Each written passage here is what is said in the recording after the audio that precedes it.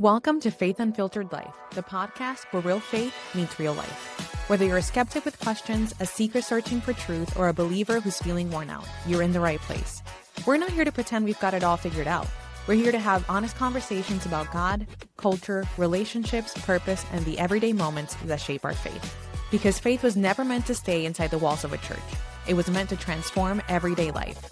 So grab a seat at the table and let's have the conversations that just might change your life. Welcome back to Faith Unfiltered Life. I'm Leon, here with John. That intro sounded more corny than the recording in our AI voice. We're here to have an interesting conversation that's slightly weird, mostly because my wife, Jovi, is right over there. Leave. I'm just going to Oh, you don't have to leave. Yeah. We're unfiltered here, so it doesn't. The topic being, is it technically pornography? So I think the topic really needs to be sexual Immorality. sexual immorality, because pornography is a subset of that. Like, there's a lot of sexual sin that just infects people's lives, especially in men's lives. Yeah. Certainly, we can talk about pornography as part of that, but I think the big picture part of it is just, what is sexual sin? How does it get into our lives? What can we do to counter it? You know, those type of things. So Okay. that's kind of, It's also probably the sin that men, particularly, I don't want to just label men, but we fall into the most easily. yeah. So it's funny you say that, because I just either heard or read a report just in the last couple of weeks that talked about the fastest growing group of people viewing pornography are girls 17 to 30 years old. Women 17 to 30 years old is the fastest growing group, which means they either were not consuming it as much, or they weren't verbalizing it, like they weren't sharing that they were consuming it as much. But again, so when I ask you, how do you define pornography? What is pornography to you? Watching other people have sex Okay. on video. Is it, so technically, yes. Well, I think That's it's, not the label. Hold on. yeah. In person has a different name to it. Can you read pornography? Like if you're reading, because Do kids read anymore? yeah, sure. I'm not just talking about kids, we're talking about women. Or men. And so, but like my mom used to always talk about her trashy romance novels. You know, when she'd go to the beach. Okay. Okay, yeah. That's I can't remember. pornography. Like, is it? That's what I'm asking you. Oh. Side note, hold on. What's the name of this genre? Smut? Oh, sorry. Keep going. I could go. The unsaved person in me was going to have a reaction to that we are internal processors. So I'm not going to react to that. All right. So smut pornography? So you said what you said. You kind of defined what pornography is. Yeah. But what do you base that on? Because for me, pornography is not necessarily an action. It is something that I allow into my mind that takes my mind and my spirit into a wrong direction. Wouldn't that just be lust? So what if you're looking at a nudie magazine? Is that pornography? It's not a video. You're not watching sex take place, but you're flipping through a Penthouse or a Hustler or a Playboy or something like that. Is that pornography? I don't know that I would label it pornography. Well, yeah, it is. I think historically that's, Historically, yeah. yeah, because it used to be, you didn't have the videos, but we've always had pornography, right? I mean, there's always, Yeah. like before before it was so easily accessible on our phones where you can find all the pornography that you want. I can remember growing up, like I had friends who their dads had pornography like laying on the coffee table in the living room. Like, and by pornography, I mean like a Playboy magazine. Really? But of course, when you're a 11 or 12-year-old, like that's illicit. Like that's something that you really you see that and you want to partake in it because you didn't have that kind of opportunity. So for me, pornography is something that infects my mind and makes me view what was a perfectly godly, holy activity in an unholy way. Correct. So I can do that with a video. I can do that with pictures. I can do that with words. You know, if I'm reading a book that is very explicit in details about a sexual encounter that is not between a husband and a wife, then all of those things for me can translate to pornography. And I think that's where the conversation goes back to the fastest growing group that's consuming pornography being teenage girls and young women. Now, why do we think that is? Because society as a whole is becoming more and more isolated. Because again, of phones and social media, we don't have to have those personal interactions as often as we used to have them. Is it though? I mean, in that sense, I understand that I do agree that we are becoming more isolated in general, but I would venture to say that sex in general is less taboo. So it's been normalized so much that people are okay with having sex publicly, not just on video, but in public places, in relationships. Pornography is joked about so often that it's been literally normalized. It's almost like violence. Yeah. Video games. You have GTA, Grand Theft Auto, where you can, in Vice City, you can pick up prostitutes, right? So all of these things are influencing not just kids, but men, women, everybody, and normalizing it to the point where you're comfortable being much more open and much more inquisitive, maybe? I think is the word I want to go with. Why? Why did it become from something that was so taboo where porn never entered my house? Like, there's one of the things my dad was hell-bent, like it would make him angry, right? Now Why do you think that is? I don't know. I don't know that I ever had that conversation with him, but he was like, I can remember his reactions being, oh, no, not in my house. We will not. And maybe it was just ingrained in him. Yeah. Right. By my grandparents. So I've never been much of a porn guy, mostly because I felt guilty.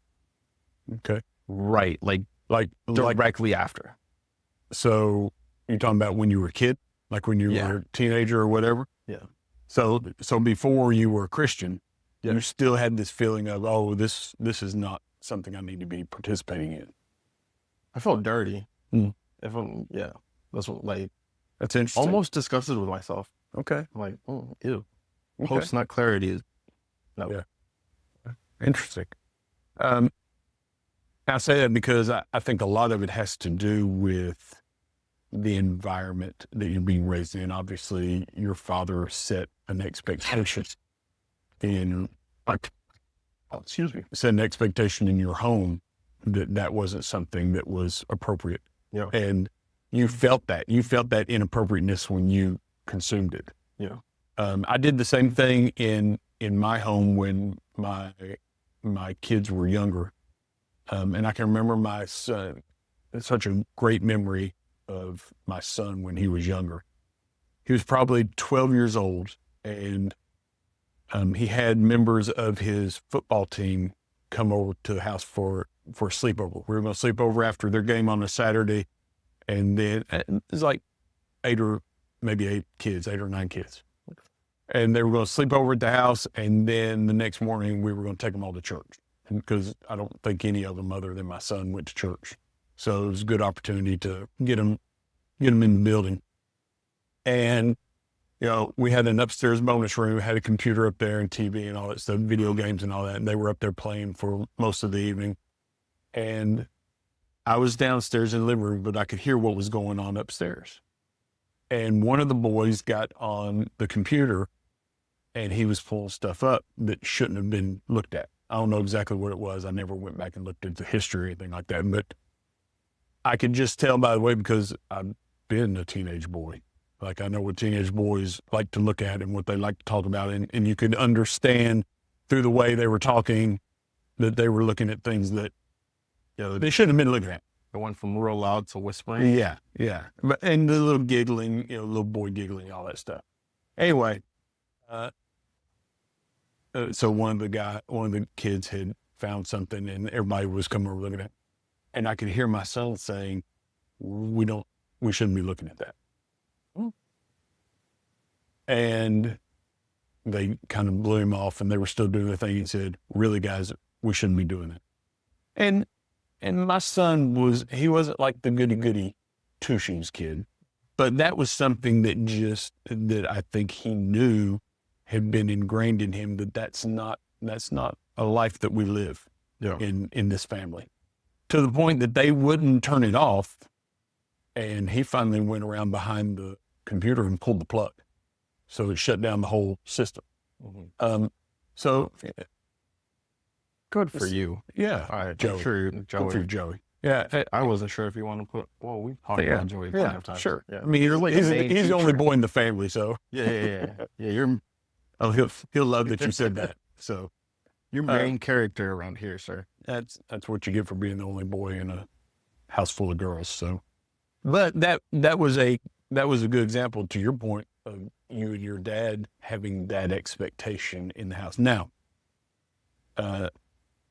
that does not mean that foreshadowed good things in his life or my life or anybody else, because as we've talked about before, I've had struggles with pornography. Mm-hmm. And again, I don't want this podcast to just be specifically about the sin of pornography. But it's something that I have relevant experience with. And for me, it was really rooted in isolation, because I had just been divorced. I had moved away from my kids to take a position in another city. So I was about 3 hours away from them. And so I would work at my job Monday through Friday. And then on Friday afternoon, I would leave and I would drive back to where my kids lived. I'd get off about noon on Friday because I wanted to make it back in time for my son's high school football games. And then I'd spend all weekend with him and my daughters, and then, and my grandson, who had been born by that time too. And then I'd drive back early, like get up at 3:00 on Monday morning and drive back. So Monday night through Thursday night every week, I was sitting in a 1-bedroom apartment by myself. Like, I didn't go out and party. I'm not that guy. Didn't go hang out at bars. I'm not a drinker. I didn't do any of those things. And my addiction became pornography. And so I would find pornography on a computer. I would find pornography on the television, on cable TV. And it got to a point, and I'd done this for several months. And just like you, when you had that happen to you as a teenager, for me, I had that, I knew it was wrong. Like, I had that uncomfortable feeling that, and I was a believer at the time. So I know what the Bible says about sexual sin, sexual immorality. And so it finally got to the point the conviction in my life was strong enough that I had to invite somebody into it. And so one of my best friends at the time, I had him come over after work one afternoon, and he met me at the house or at the apartment, and I just kind of laid everything out about here's what I'm struggling with. Here's what I'm doing wrong.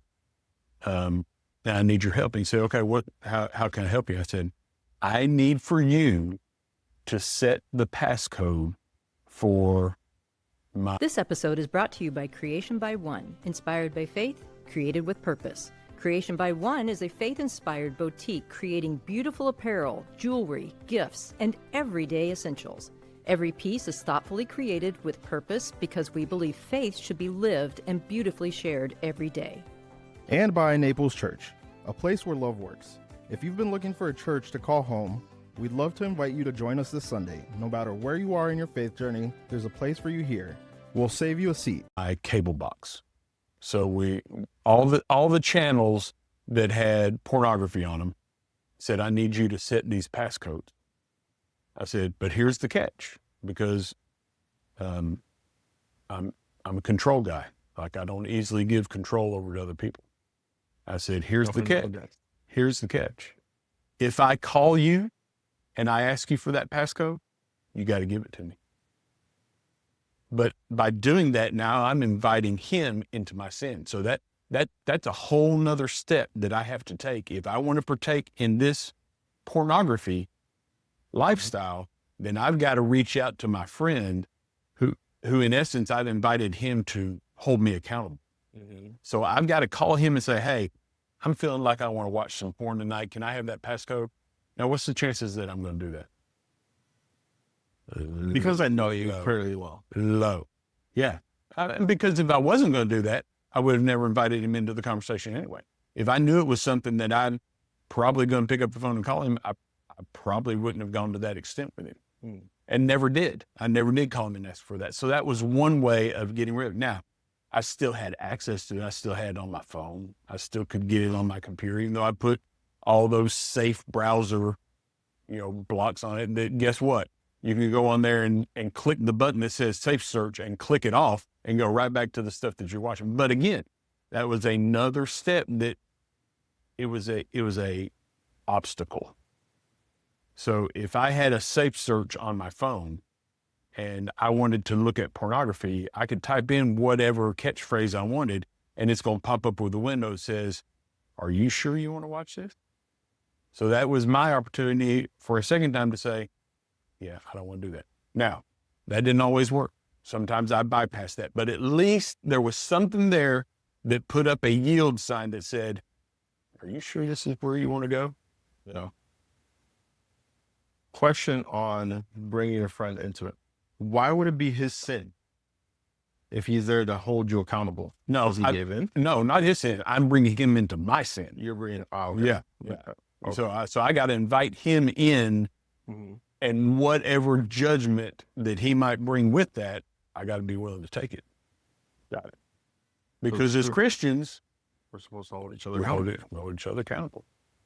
Interesting. So what other non-pornography sexual sin have you encountered or well, I think we should probably define what is sexual immorality. Okay. What does that mean? Okay. In your terms. I mean, I've been talking a whole lot. You give me your term. Oh, okay.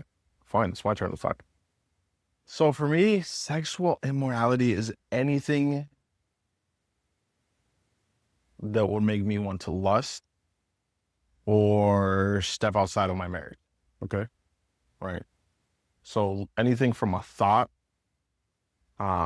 which can be hard to control, pornography in general, videos, magazines, whatever that is,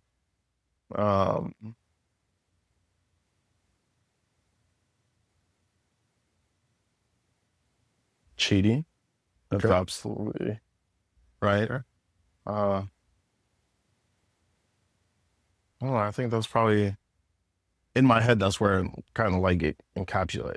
So anything that would make me be outside of of marriage. So you think that looking at pornography leads to having an affair? Is that what is it? I'm just trying to understand how you're. I would wording say this. watching pornography is going to give you an unrealistic expectation of what your sex life should be. Okay. I Right. agree. So watching pornography is going to open the door to, I can have multiple partners. I can mess around with any girl that I want. I can be unfaithful. Some of these pornography genres are weird too. They get very strange, Absolutely. very fast, Absolutely. right? And here's the thing that strikes me about that, though.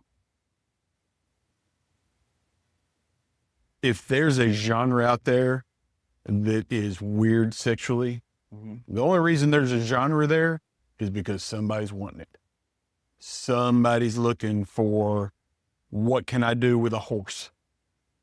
I mean, just great, whatever it is, like foot fetishes. Like, it doesn't matter what it, and that's kind of my point, is that just goes to the brokenness that we have. The brokenness that we have individually, brokenness that we have as a society. You have all these different things that you and I may see that topic and be like, oh, that's disgusting. Yeah. Just like you and I may look at a sin and say, oh, that's disgusting. You know, so for instance, which one of these, I'll personalize this for you. Oh, Lord. Which one of these would you rather your son be involved in when he's older? Would you rather him be involved in pornography, or would you rather him be a homosexual?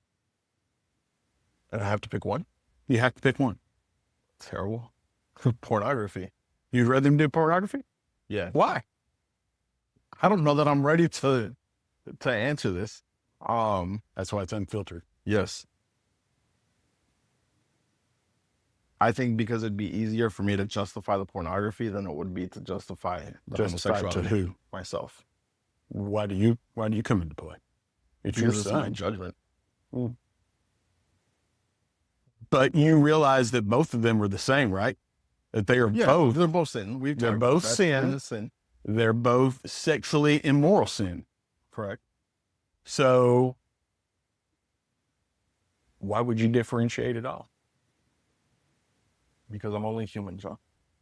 Because more of your buddies could understand your son having a pornography addiction than they could being a homosexual. Yeah. It's more acceptable. You know what? I've never heard of a church asking somebody to leave their congregation for looking at pornography. I've seen a lot of them do it for people who are homosexual. So we have these labels and these things that we project based on what our offenses are, not what God's offenses are. God's offense is the same. In my defense, that's why I preempt the answer by if I have to choose. I mean, that's how we play this game. You have to choose. Yes. Otherwise, this will be a very quiet, short podcast. Yes. Okay. So sin is sin. Mhm. We shouldn't technically differentiate any of it. Right. Why do? Why is a church okay? Or why is a church not casting out somebody who observes porn or is sexually, I don't want it, to a certain level sexually immoral, and they're okay with, or it's more normalized to cast out a homosexual? Because of society, because societal norms. So it has been within even your lifetime. Yes. It has been that homosexuality was not legal in the United States. Like when I was in the military, people got court-martialed if they were found to be homosexuals. They got put in prison, in military prisons, if they were homosexual. And then in the early 90s, President Clinton came in and they came out with the don't ask, don't tell policy in the military, which means If you think somebody's gay, you don't talk about it. You just let them do their thing. As long as they're not doing anything that's active, then we don't discuss it. We don't question people about it. And then it wasn't until 2009 that the gay marriage was put into law, that people could actually legally get married. So, and all of those things happened because before then it was such a taboo topic. And it was so, especially in the church was so anti-homosexuality that they let that evolve to become anti-homosexual, which is a completely different position. Yeah. Okay. But homosexuality goes back to the Bible. You can find Yep. in the Sure. pornography is not referenced in the Bible. It's sexual immorality. Just Correct. like homosexuality is sexual immorality. Yes. So, But one was defined like very explicitly homosexuality. No. Yeah. Sexual immorality. This one topic falls inside of it, but it's not labeled in the Bible. I could be wrong. what's not labeled but pornography? What method would they have had to do pornography? I mean, they would have had to write it out on a tablet. I mean, we've talked about smut. Yeah, I mean, but I'm talking about they didn't have a camera to video action. We're going to circle back to the very beginning of this conversation. Is pornography in conversation? So if I would not do this. If you go to a group of your friends and you start explaining to the things that you were doing with a partner, would that be pornography? Could those things, going back to what you said before, could those things change the way you think about your sexual relationship with your wife? Yes. Then what did you define that as? Yes. Then it's pornography. Okay. So if you talk about sexual immorality, just to kind of lay that out a little further. So the Bible talks about different kinds of sins and how sins can be passed on through generations. It talks about the sins of the father can be passed on to 3 and 4 generations. It doesn't say that for sexual sin, though. For sexual sin, it says that it can be passed on 10 generations. So you think about this. Think about David and Bathsheba. Okay. So we've talked about them before in other discussions. And so David, because he was not where he should have been, which was out with his army during the time of war. Before we get too into it, David and Bathsheba essentially had an affair. Correct. For those that don't know. Correct. Bathsheba was married to David's one of David's commanders, Uriah the Hittite. Yes. David ends up killing essentially Uriah. Correct. Yeah. So now you've been caught up. Correct. So he should have been out at war with his army. Because he wasn't, he was at home and he saw this lady taking a bath on the rooftop of her house. And so he became infatuated with her, brought her to his castle, and then he had sex with her. She got pregnant. They go through all the things you just talked about where her husband is killed. So that was his sexual sin, right? That sin, what was a sin, just that one event that created now the new heir to the throne, which was Solomon, because Solomon was the second child born of David and Bathsheba because the first child died. Second son was Solomon. Solomon now dives headfirst into sexual sin because it's been passed down from one generation to another. Now he has 700 wives and 300 concubines. Like he has 1,000 women that are at his sexual pleasure. So that's what I mean by generational. And I can confess this from my own perspective because we've talked about the affair that I had in my first marriage. and the other things that took place in that marriage that eventually caused the divorce. And I cannot draw a straight line from one to another, but I can tell you that all three of my biological children have been in relationships where they have lived with a partner, not in marriage. So that to me is an example of how that generational sin has been passed down, because they're living a lifestyle that does not glorify God. If you're having sex with somebody outside of marriage, that is against God's will for your life. That's against God's will for their life. And they still did that. Now, did they do that because it was just the sin that had been passed down to them? Did they do it because they saw a broken home where mom and dad worked together and they're like, I don't want anything to do with the whole marriage thing. I'm gonna try this a different way. Those would be questions that they would have to answer. But generationally, because I would have never in 100 years first of all, I never did live with anybody that I wasn't married with. Not that I didn't have sex before marriage, but I would have never done something like that my parents were aware of, that I would never have been openly in a relationship with somebody else sexually, like by living with them. Where your parents knew. Exactly. Because I would not have wanted to embarrass them, disappoint them, maybe is the better word, because they raised me to be a certain way. So I would not have wanted to let them down. But I think part of the curse of my sin in my life is that expectation fell away for my kids. My kids were like, you've already blown it. Like, how can you hold us to a different standard? Why? Why do you think they would feel that way?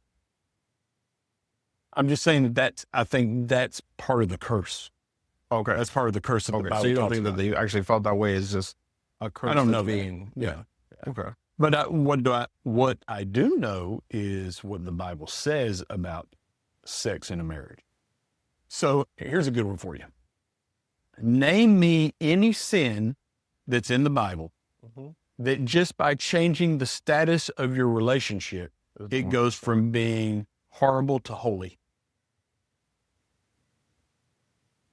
This is where you find out that I'm the new Christian here, because I don't know that I could. I don't think there is. I don't think there is. From the bleachers? No? I don't think there is. Horrible to holy, because Which is a line, by the way. That's a bar. But sex in a marriage is holy. Like that is a supernatural event. Think about it. Think about the sex of a man and a woman in a marriage relationship is supernatural. It is actually a kind of a foreshadowing of what the whole creation story is, because you're not just having sexual intercourse with your wife or with your husband, you're also creating image bearers of God. You're creating new life. And so that happens in a holy way when a man and his wife have sex and create children.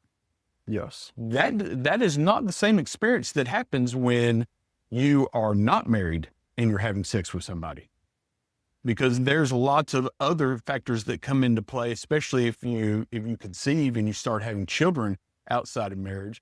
It's a whole different scenario, especially if you're a believer.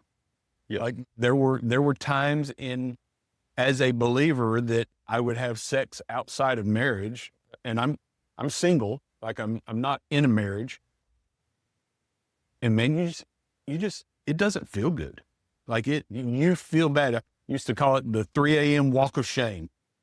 You know, because you got to sneak out of their neighborhood and go back to your own neighborhood before any of your neighbors or her neighbors see it going. I mean, it's just all those things just kind of flood on you, because you know that you are doing something that you were not designed to do.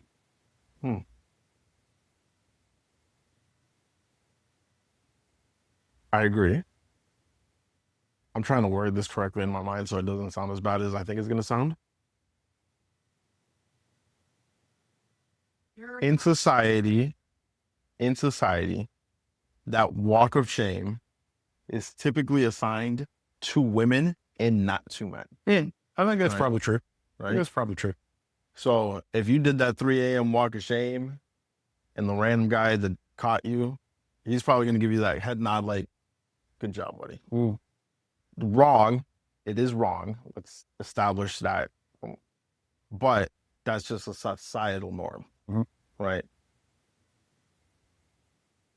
I don't want to say how do you correct that, because how do you correct society? But how do we as Christians work on differentiating or agreeing that sin is sin, no matter if it's pornography or homosexuality, right? Mhm. You pinned me into a corner and made me choose. Right. I chose pornography, unfortunately. Not unfortunately. Or I had to make you the really don't choice. know. Yeah. You don't know if it's unfortunate. Yeah. How as Christians, is it a way that we can be less judgmental about or assign less judgment to sin and just call it sin?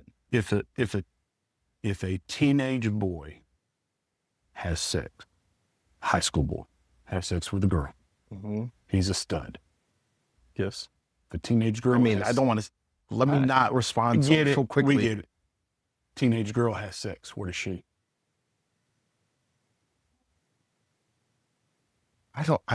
I've never been a component to call somebody a slut. But you knew the word. That name. But you knew the word. The bleachers. But that's again, that goes back to women always get the short end of the stick when it comes to this. Like they always get the lesser opinion when it comes to this.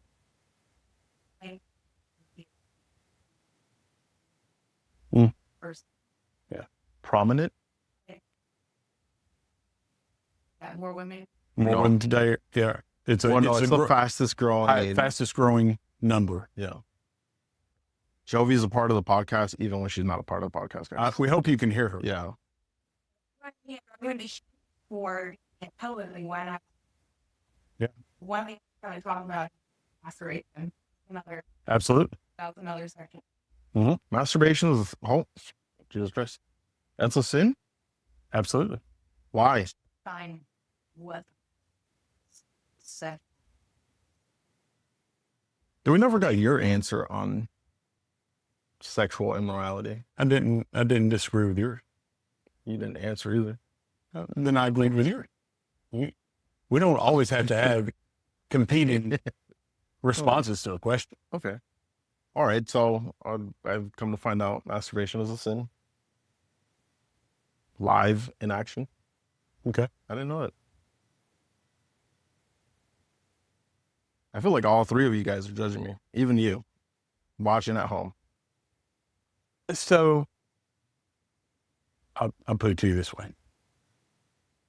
We don't need any outside comments to this question. No outside comments. If you were caught by your wife masturbating, would you be ashamed? Like you did not expect her, and she walks in, and this is happening. I don't know that I'd be ashamed. Really? I'd be surprised. I'd be very inviting. Why would you be doing that in private then? Because I'm not just gonna walk around my thing out, just yank it on it. What would you be doing with if you walked in and your son was masturbating? Close the door rapidly. What would you do if you'd been masturbating and your father walked in on you or your mother walked in on you? Cover myself.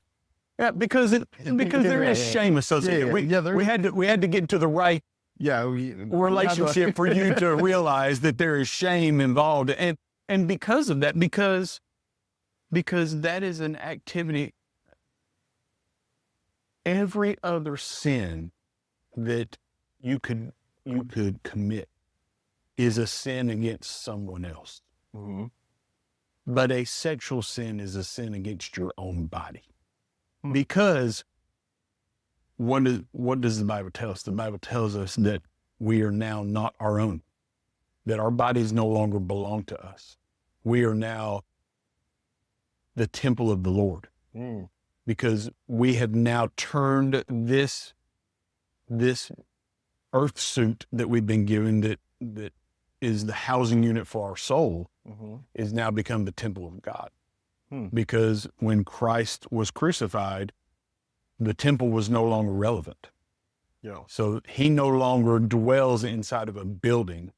He now dwells inside of us. So whatever actions that we take, and I think for me, that is how I want to, that's how I want to have conversations with other people, is to do it in a way where I'm reminding myself, man, that's, when I'm talking to you, I'm talking to God's temple. Like I'm talking to, I'm having conversations. So I need to look at you in a different way when I'm a believer and you're a believer. I need to respect the holiness of who God has set you to be now.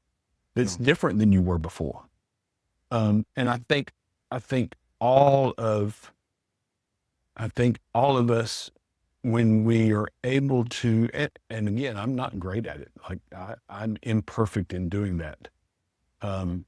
But when I can begin a conversation or begin an interaction with somebody with the reminder that, man, God loves them just like he loves me. God has placed his temple in their life just like he has mine.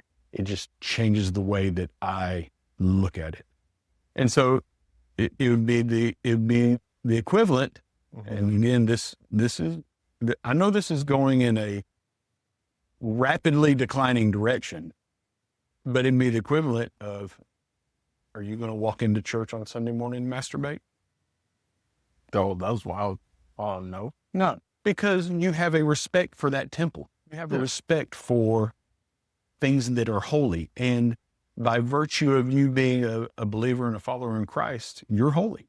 Now, does that mean that once you do masturbate, that now you've lost your favor with God? No, because now we go back to every sin is like sin. Now, if I were to ask you the same question, say, would you rather your son look at pornography or masturbate? I know what your answer is going to be to that. Because again, we've ratcheted down the expectation, because as fathers who know what young boys knew, we know what's going to happen at some point in his life. More than likely, he's going to go down that road. So, but it's realizing that we are more than just ourselves, and we are more than just here to absorb all the gratification that we can, and instead find ways to channel that energy to help other people. Practical takeaways that if somebody is dealing with sin, that will help them overcome that sin. You gave an example of invite a friend to hold you accountable. Yeah. What other ways would you what other ways can someone do to stop sinning, or at least in this area? Yeah. So, and we've talked about this before, that you drag sin out into the light, right? You know, sin likes to be in the darkness. The devil likes to be in the darkness. If you try to fight the devil in the dark, you're going to get your butt whipped. That's how he wins. When you pull him into the light, and you do that by inviting people into your life that you are willing to give them some transparency, especially in the places that you know that you struggle. I call them mat carriers. So like the guys that carried the paralyzed man to Jesus on the mat and lowered him down through the roof. Like, you need people in your life. And one of those people needs to be your wife. Like, that's somebody that you need to invite into these conversations too, to be able to have that transparency, because she may see things going on in your life because she's with you all the time that you can hide from your buddies. Yeah. And likewise, they may see things when you're away from her. So there needs to be, ideally, and I have this, I've not really labeled this specifically, but Sarah and I have mutual friends, couples friends. And so we have these group texts with, 6 or 8 people on them. And some of those guys that are in that group are my mat carriers. Like they're people that I would lean on if I was in trouble, if I needed help. And so I would have no problem, because Sarah is connected with those men and their wives in this text chain. Like, she has access to them. She can say, hey, I've noticed that John's been coming home late more often. Have you guys picked up on anything strange? Like, those type of things are available to her if she had that concern. But I think for sure you have to have people in your life that believe the same things that you believe, and want to see the best for you, want what's best for you, want what's best for your marriage, want what's best for your son. Like, they are invested in a healthy, good functioning Leon. Yeah. I think that is by far the most important thing that we can do, is to invite people into our life. And then the other thing is, Before you go on, go ahead. I would put a caveat on that, is these people would also have to be okay with having tough conversations. Sure. Right? Yeah. Because if you're not willing to have the weird, awkward conversation of, Leon, you need to stop masturbating. Example, not Right. but then you're really no use to be that mat carrier. Yeah. Yeah. But I will say this to that point. I have yet to have the experience where somebody that was close enough to me that I was willing to invite them into those dark, shadowy places in my life were not only not willing to go into them with me, but generally they'll start sharing the dark corners of their life too, because that creates a back and forth that only builds more strength between the two of you. Yeah. So just food for thought on that. Other methods, I mean, anything jump out at you on how you would? I think the one most effective thing would be invite somebody in, limit it, right? Also limit your exposure to things, right? If you're going to certain websites, pop-up blockers. Yeah. Right. You mentioned that earlier. Passwords. Passwords. Like, Sarah has all of my passwords. Like, she can pick up my phone at any point and get to anything on it. Like, she has access to everything that I own. Yeah. Which is like, I don't know that she ever has looked, but I am confident that if she did look, she wouldn't find anything. Yeah. If you're uncomfortable leaving your phone or computer open for your significant other, there's a problem there, right? If they don't have your passwords, or if you feel some type of way because they grab your phone, I will leave my phone next to Jovi and walk away like, please take it. Right. Yeah, that's just because you haven't said it. That's another phrase that's kind of rubs me the wrong way, the whole significant other thing. Like, what's a significant other? When it comes to a sexual relationship, it's husband or wife. Like, we should not downplay those titles. And I do it too. I'm guilty of it, because I talk about my kids and their significant others, because some of them aren't married. Now, it doesn't mean that all of my kids who are dating are also having sex. Some of them have been adamant to me that they're not doing that. But just, there is no replacement for sex other than the sex that happens between husband and wife. Welcome to John's TED Talk. Sorry. Well, I don't think I have anything else. Very good. So if any of that kind of resonated with you, let us know. Put a comment down if you have questions about it. it's a hard subject. It's a deep subject to get into. It can be an uncomfortable conversation. Can be an eye-opening conversation too. Sure. Because, I found out things today too. But, and it's not it should not be an ending conversation. You should be able to have this conversation with your husband or wife. You should find people in your life that you can be transparent with. And that really goes for any area of your life that you're struggling. If you're struggling with other types of addictions, not just sexual addiction, but anything else. The way that you can take steps to get over that is to bring it out into the light. Don't let Satan keep the things that you struggle with in the dark. Bring it out and let other people fight those with you. So, Guys, as always, go to the website, www.faithunfilteredlife.com. Check out the blogs. Those are very important. You want to like them, subscribe so you get notified every time they're pushed out. It'd be doing me a favor, and you'd be boosting my confidence when you do them. And like our social medias. Jovi works very hard on those. she does. Thanks, everybody. Have a great day. I'll also remind her that the AI voice has to go. No Absolutely. more AI voice. Out. Bye.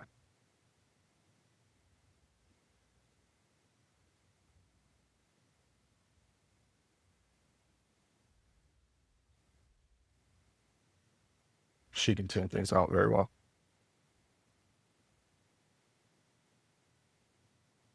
All right, William, why are you calling me so much?